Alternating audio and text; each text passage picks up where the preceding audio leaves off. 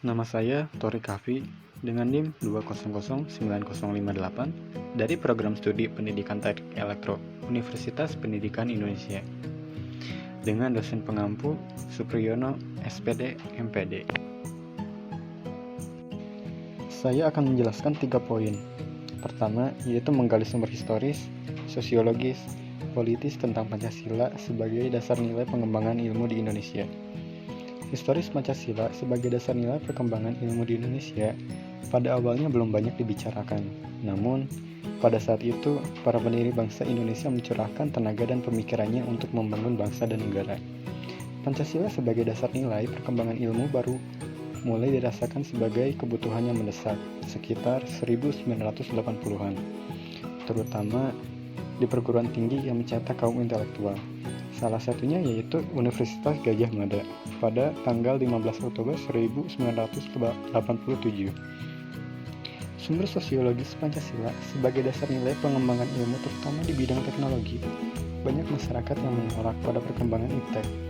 Contohnya penolakan atas rencana pembangunan pusat pembangkit listrik tenaga nuklir di Semenanjung Muria. Mereka menolak karena takut terjadi kebocoran dan akan menimbulkan gangguan kenyamanan. Hal ini membuktikan bahwa masyarakat peka terhadap isu-isu ketuhanan dan kemanusiaan. Lalu sumber politis Pancasila sebagai dasar nilai pengembangan ilmu di Indonesia dapat dilihat pada masa Orde Lama dalam pidato Soekarno ketika menerima gelar doktor honoris causa di UGM. Pada masa Orde Lama, Pancasila sebagai dasar nilai pengembangan ilmu belum secara eksplisit dikemukakan. Lalu pada masa Orde Baru Presiden Soekarno langsung menyinggung masalah Pancasila sebagai dasar nilai pengetahuan ilmu ketika memberikan sambutan pada Kongres Pengetahuan Nasional 4. Lalu poin kedua, yaitu membangun argumen tentang dinamika dan tantangan Pancasila sebagai dasar nilai pengembangan ilmu. Argumen tentang dinamika Pancasila sebagai pengembangan ilmu belum dibicarakan secara eksplisit pada masa Orde Lama sampai masa Reformasi. Dikemukakan secara eksplisit awalnya oleh kaum intelektual di perguruan tinggi, contohnya UGM, yang menyelenggarakan seminar nasional. Lalu, argumen tentang tantangan Pancasila sebagai dasar pengembangan ilmu dapat dilihat dari beberapa bentuk tantangannya, yaitu 1. Kapitalisme yang sebagai menguasai perekonomian dunia. 2. Globalisasi yang menyebabkan lemahnya daya saing bangsa dan perkembangan iptek. 3.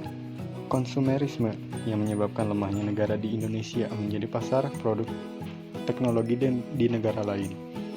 Yang keempat, pragmatisme yang berorientasi pada 3 ciri, yaitu keberhasilan, kepuasan, dan hasil. Poin terakhir yaitu mendeskripsikan esensi dan urgensi Pancasila sebagai dasar nilai pengembangan ilmu untuk masa depan. Sila pertama memberikan kesadaran bahwa manusia hidup ibarat sedang menempuh ujian dan hasil akan menentukan kehidupan di akhirat nanti. Sila kedua memberikan arahan baik bersifat universal maupun khas.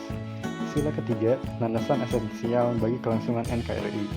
Sila keempat memberikan arahan rasa kerakyatan. Sila kelima memberikan arahan agar tidak terjadinya jurang kesejahteraan di antara bangsa Indonesia.